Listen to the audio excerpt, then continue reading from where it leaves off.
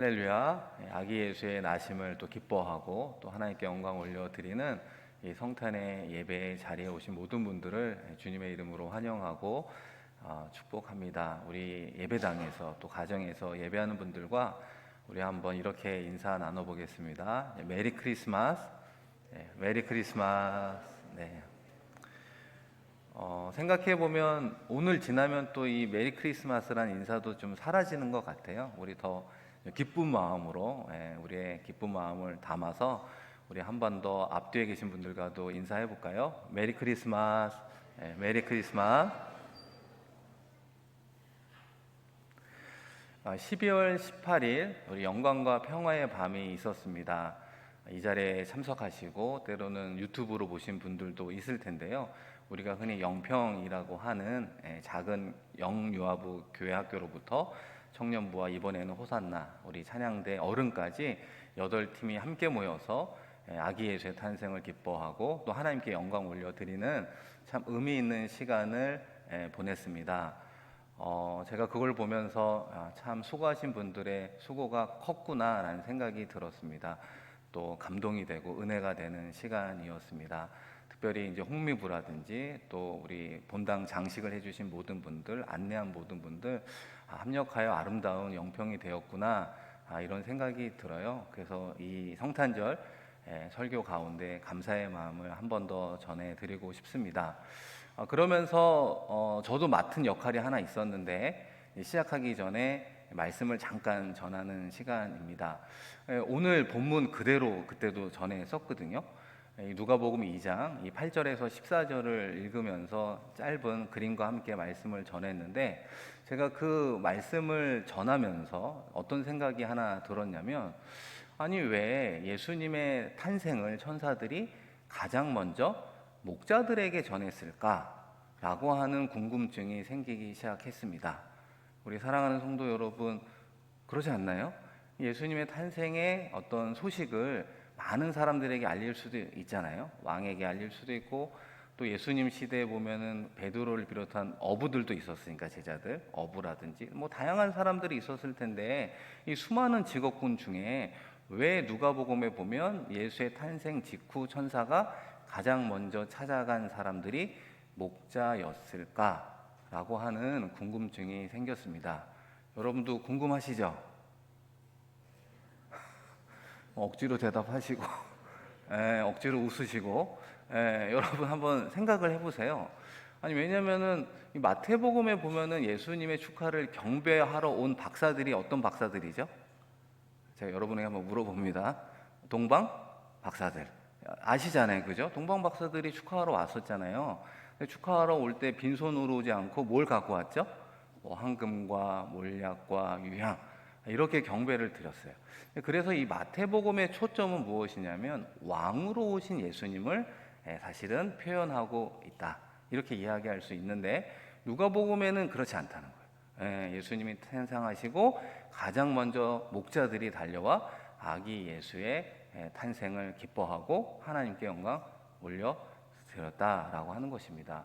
왜 누가복음에서는 목자들에게 가장 먼저 이야기를 하게 되었을까? 우리가 그 부분을 한번 생각해 보면 좋겠습니다. 여러분 그렇습니다. 우리가 신약의 말씀을 늘 이해할 때 어떤 말씀으로부터 시작을 해야 될까요? 구약으로부터 시작을 해야 되는 거예요. 예수님의 탄생을 예언하고 전해주고 있는 구약의 말씀을 통해서 왜 목자에게 천사가 가장 먼저 나타나게 됐는가라고 하는 것을 살펴보도록 하겠습니다. 이 기본적으로 구약에서요, 이 목자는 어떤 사람인가 크게 이제 제가 3가지로 준비해 보았는데 첫 번째는 목자는 왕을 의미하는 거예요. 여러분 한번 따라해 보실래요? 목자는 왕을 의미합니다. 이게 더 좀 이해가 안 가죠. 아니, 목자가 왜 왕을 의미할까? 이 부분을 좀 생각해 보면 이스라엘은 하나님이 세운 나라잖아요. 제사장 나라. 그러다 보니까 이스라엘 왕은 목자로 자주 비유되곤 했다는 거예요. 그래서 이스라엘의 최초의 왕이 누구죠? 사울 왕이잖아요. 사울 왕이 옹립하는 그때부터 이스라엘의 왕은 목자야라고 하는 부분들이 나타나기 시작했습니다. 우리 구약 성경 사무엘하 5장 2절 말씀인데요. 우리 스크린 보면서 한 목소리로 함께 읽겠습니다. 전에 곧 사울이 우리의 왕이 되었을 때에도 이스라엘을 거느려 출입하게 하신 분은 왕이시었고 여호와께서도 왕에게 말씀하시기를 내가 내 백성 이스라엘의 목자가 되며 내가 이스라엘의 주권자가 되리라 하셨나이다 하니라. 여러분, 어떤 단어가 눈에 들어옵니까? 네가 내 백성 이스라엘의 목자가 되며. 이 너라고 하는 건 사울 왕을 이야기하는데, 사울 왕은 이스라엘의 왕이지만 동시에 뭐라고요? 이스라엘의 목자로서 역할을 감당해야 된다라고 하는 것을 이야기하고 있어요. 우리 하나 더 생각해 보면 열왕기상 22장 17절 한 번 더 읽습니다. 그가 이르되 내가 보니 온 이스라엘이 목자 없는 양같이 산에 흩어졌는데 여호와의 말씀이 이 무리에게 주인이 없으니 각각 평안히 자기의 집으로 돌아갈 것이니라 하셨나이다. 아멘. 이 말씀은 선지자 미가야가 아합이 죽을 것을 예언할 때 이렇게 표현을 했습니다. 왕이 없어진 상황을 이 말씀을 보면 어떻게 표현이 되어 있죠? 온 이스라엘이 목자 없는 양같이 산에 흩어졌다. 그러니까 이스라엘의 왕의 표본은 무엇입니까? 목자였구나라고 하는 것을 알 수 있다라고 하는 거예요. 이렇게 생각해 보면 이스라엘의 왕은 참 독특한 어떤 위치, 역할, 특징이 있구나라는 생각을 하게 돼요. 우리 한 중학생 이상부터 우리 어른들에 이르기까지 세계사를 보면 이방 나라의 왕의 특징은 무엇입니까? 이거 너무 간단한 질문일 수 있지만 왕의 특징은 힘을 갖고 있어요. 그죠? 통치자예요. 주권자예요. 말 한마디면 모든 백성이 다 순종해야 되는 절대 권력자를 이방 나라의 왕, 그런 왕의 특징이라고 말할 수 있다는 거예요. 그런데 성경에서는 이스라엘의 왕이라고 하는 특징은 다르다라고 하는 것입니다. 앞서 말씀드린 목자라고 이야기하는 거예요. 그러니까 세상 나라에서 갖고 있는 왕의 개념이나 특징과는 전혀 다르다라고 이야기하는 것이죠. 우리가 알고 있는 목자가 어떤 역할을 합니까? 양을 돌보고, 그죠? 늑대와 이리를 내쫓으며 자기의 양을 위해서 심지어 목숨을 버리는 그런 존재가 바로 목자라고 하는 것입니다. 그러니까 이스라엘의 왕은 왕인데 목자와 같이 이스라엘 백성들을 양으로 여겨야 돼라고 한다면 이스라엘의 왕은 어떤 역할을 해야 될까요? 백성을 탄압하고 압제하는 자가 아니라는 거예요. 백성들의 보호자, 백성들의 선한 인도자, 또 백성들의 필요한 영적, 육적, 정서적 꼴을 먹이는데 최선을 다하는 사람, 이런 사람이 왕으로 말할 수 있는, 그러니까 목자로 말할 수 있는 이스라엘 왕의 특징이라고 이야기하는 거예요. 자, 그렇다면 우리가 어떤 생각을 하게 되느냐? 아니, 목사님, 왜 그러면 이스라엘의 왕은 이런 목자라고 하는 특징을 갖게 되었습니까? 라고 물어본다면 이렇게 대답을 할 수 있습니다. 이스라엘의 왕의 또 다른 특징은 통치자가 아니라 대리 통치자라고 하는 의미가 있는 거예요. 보통은 세상 나라에서의 왕은 통치자잖아요. 군림자. 그런데 이스라엘의 왕은 대리 통치자라고 하는 개념이 있는 거예요. 누구를 대리해서 통치할까요? 하나님을 대리해서 통치하기 때문에 이스라엘의 왕은 눈으로 보기에는 왕이지만 실제 역할은 하나님의 대리 통치자로서의 역할을 주어졌다라고 이야기하는 것입니다. 그러니까 이스라엘의 왕이 목자라고 이야기한다면 결과적으로 누가 목자가 되는 겁니까? 하나님이 우리의 목자가 된다라고 하는 거예요. 그러니까 대리 통치자는 하나님을 대변하고 보여주고, 그렇죠? 그런 역할들을 하는 거잖아요. 그러니까 성경에서 말하는 진정한 목자는 누굽니까? 바로 하나님이라 이렇게 이야기할 수 있습니다. 그래서 두 번째 목자의 특징은 하나님이 목자이다라고 하는 거예요. 여러분 한번 따라해 보실래요? 하나님이 목자이십니다. 감사합니다. 하나님이 목자라고 하는 것을 우리가 어떻게 확인할 수 있느냐? 여러분, 시편 중에 제일 좋아하는 시편이 뭐냐 이렇게 물어보면 한국 사람들이 대다수가 뭐라고 얘기하냐면 시편 23편을 이야기해요. 시편 23편 우리 1절과 2절을 그 목자의 개념을 가지고 한번 같이 읽어보겠습니다. 여호와는 나의 목자시니 내게 부족함이 없으리로다. 그가 나를 푸른 풀밭에 누이시며 쉴 만한 물가로 인도하시는 도다. 아멘. 이 다윗의 고백이지만 다윗이 어떻게 이스라엘의 왕으로, 그죠? 대표적으로 어떻게 고백합니까? 여호와 우리의 하나님이 나의 무엇이 된다고요? 목자가 되어 주신다라고 하는 거예요. 내가 대리 통치자로서 이스라엘 왕으로 이스라엘 백성들을 이끌어 가고는 있지만, 실제로 이스라엘 백성들을 선하게 인도하고 필요할 때 꼴을 먹이고 쉴만한 물가로 인도하는 분은 누구라고 고백하죠? 여호와 하나님이십니다라고 다윗이 고백하고 있다라고 하는 것입니다. 그러니까 이스라엘의 왕이 목자고, 그 이유는 참된 목자가 하나님이다라고 하는 것을 이스라엘의 왕이 보여주고 있다는 것입니다. 그렇다면 우리가 이제 마지막으로 무엇을 생각해 볼 수 있느냐? 이 다윗이 그런 의미에서 모델이 되는 왕이고 모델이 되는 목자이긴 했지만, 다윗이 그렇다고 연약함이 없었던 건 아니잖아요. 부족하고 인간적으로 연약한 모습들이 있지 않았습니까? 그래서 구약 성경은 어떻게 예언하느냐? 이 다윗을 통해 진정한 목자를 너희에게 보내주겠다라고 하는 거예요. 진정한 하나님의 나라가 어떤 모습인가를 구현할 수 있는 이스라엘의 참된 왕, 이스라엘의 참된 목자를 너희에게 보내줄게라고 이사야 말씀을 통해서 예언해 주고 있다라는 거예요. 우리 말씀 이사야 40장 10절 11절도 한번 같이 읽겠습니다. 보라, 주 여호와께서 장차 강한 자로 임하실 것이요 친히 그의 발로 다스리실 것이라. 보라, 상급이 그에게 있고 보응이 그의 앞에 있으며 그는 목자같이 양떼를 먹이시며 어린 양을 그 팔로 모아 품에 안으시며 젖먹이는 암컷들을 온순히 인도하시리로다. 아멘.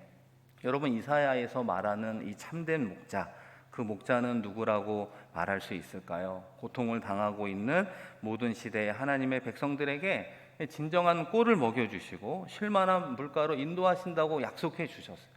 정말 우리에게 참된 평안과 평화와 기쁨을 허락해 주시는 그 목자로 대변되는 그분은 누구라고 우리가 알 수 있습니까? 바로 예수 그리스도, 아기 예수로 오신 그 그리스도가 우리의 참된 목자로 이 땅 가운데 오셨다라고 하는 것입니다. 그래서 세 번째는 무엇입니까?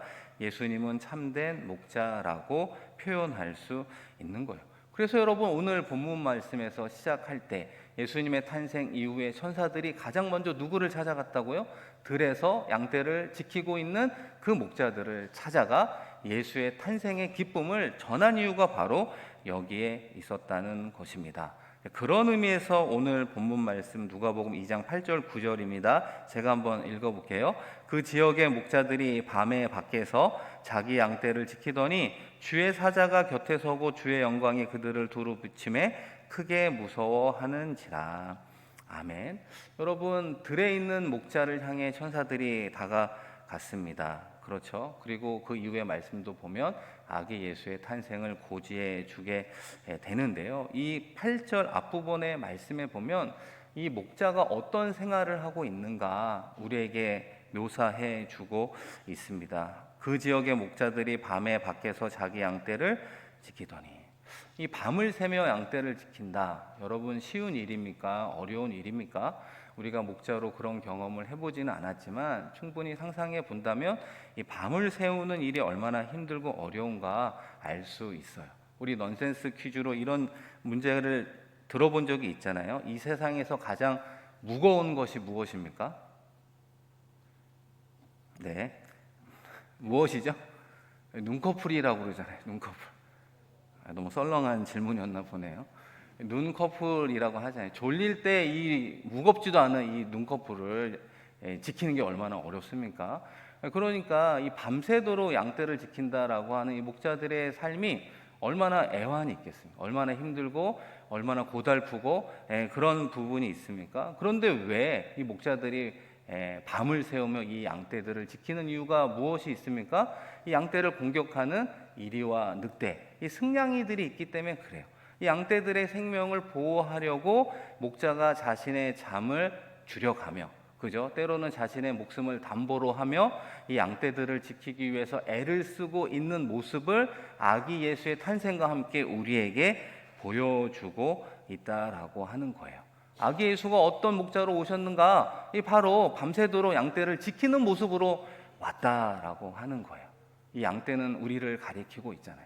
밤새도록 우리를 지키기 위해서 애쓰고 자신의 모든 몸과 피를 흘려 우리에게 주신 그 예수의 모습으로 나타나고 있음을 우리에게 보여주고 있습니다. 그래서 예수님이 공생애를 시작하며 제자들에게 나는 무엇이다 라고 고백하면서 하나님의 말씀을 전할 때 나는 선한 목자다 라고 말씀하고 있다는 거예요. 이 세상에 수많은 군림하는 사람들이 있고 왕이 있고 통치자들은 많이 있지만 우리의 선한 목자가 되어주시는 분은 이 땅에 아무도 없다는 거예요. 그런데 내가 너희의 선한 목자로 이 땅에 왔다. 나의 모든 것을 내어줌으로 너희를 하나님의 자녀 삼아주고 너희에게 영생을 주고 너희에게 평화를 주는 자로 살아가겠노라 고백하는 모습이 이 말씀 가운데 있음을 보게 됩니다.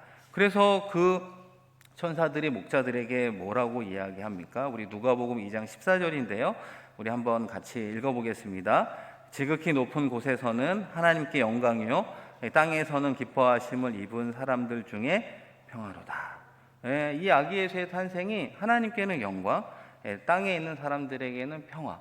그래서 우리가 영광과 평화를 이 표현 가운데 따온 것 아니겠습니까?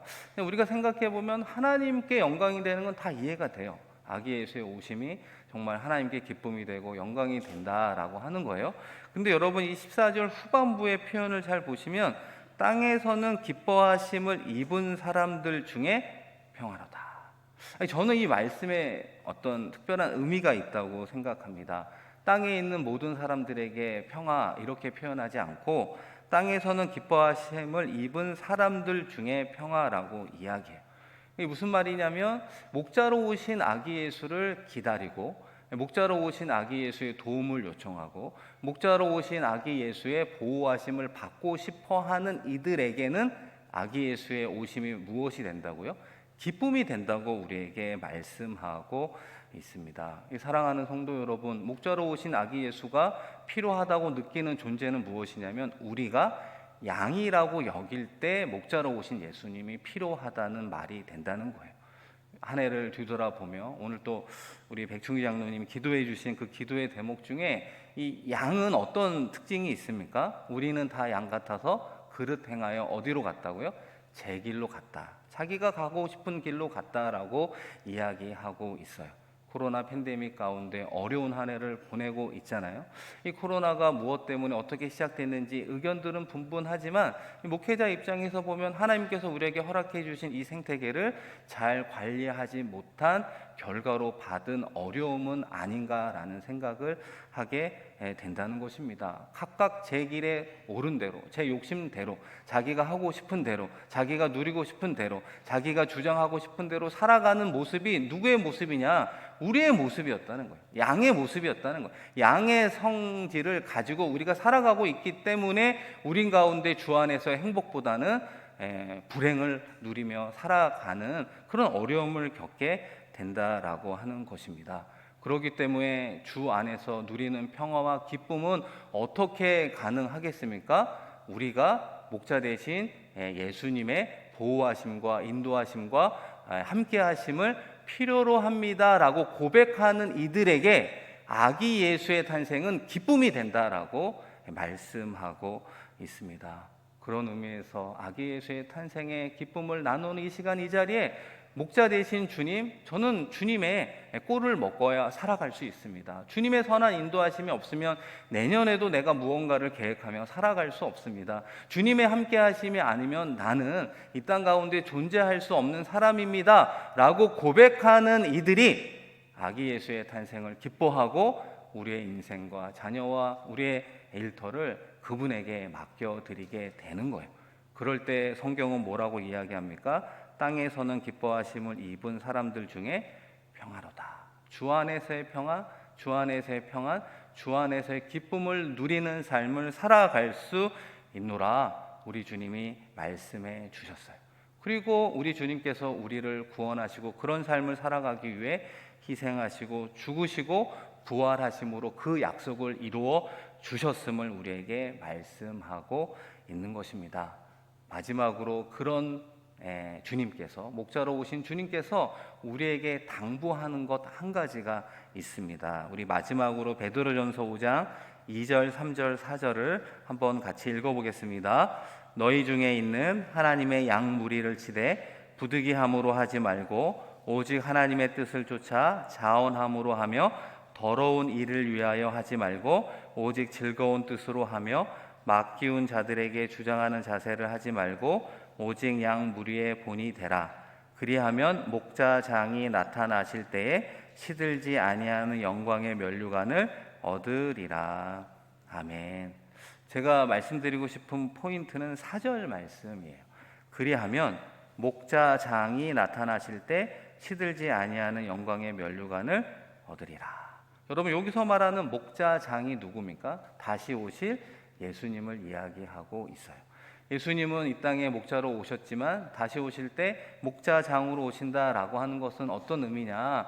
우리가 예수를 믿는 사람들이잖아요. 그럴 때 우리는 어떤 표현을 쓰냐면 우리는 작은 예수라고 하는 표현을 씁니다. 이해가 되시죠? 그렇다는 얘기는 우리가 주님의 맡겨진 양으로 이 땅 가운데 살아감과 동시에 주님께서는 우리에게 어떤 숙제를 맡겨주셨냐? 너희도 작은 예수, 즉 목자의 삶을 살아가라, 이렇게 이야기하고 있어요. 목자로서 우리에게 무엇을 맡겨주셨다고요?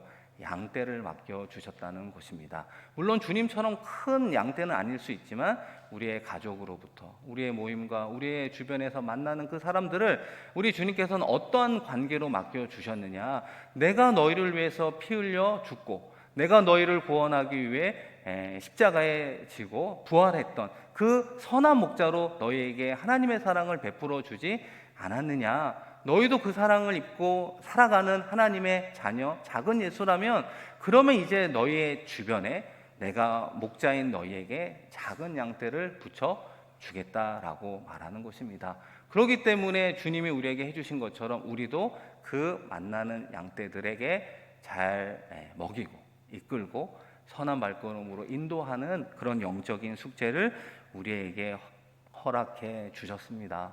그래서 오늘 우리 성탄 예배를 드리면서 동시에 우리 싱가포르 한인교회 디아코니아 부서 중에 또 윌링하츠가 있잖아요. 그 어려운 소외계층들을 도와주는 이 윌링하츠에 계신 분들은 또 뭐 많지는 않지만 그래도 어려운 분들을 선물을 준비해서 찾아가는 모습을 보게 되었습니다. 주의 사랑을 전하는 그런 아름다운 모습을 우리에게 보여주고 있다는 것이죠. 양으로서 목자 되신 주님의 필요함과 사랑을 누린 것만큼 우리도 우리 주변에 그 사랑이 필요한 양떼들을 위해 선한 목자로 살아가겠습니다 고백하고 결단하며 나아간다면 이번 시즌 우리에게 주시는 성탄의 의미가 우리 안에, 우리의 삶의 자리에 귀한 하나님의 열매로 맺히게 될 줄로 믿습니다.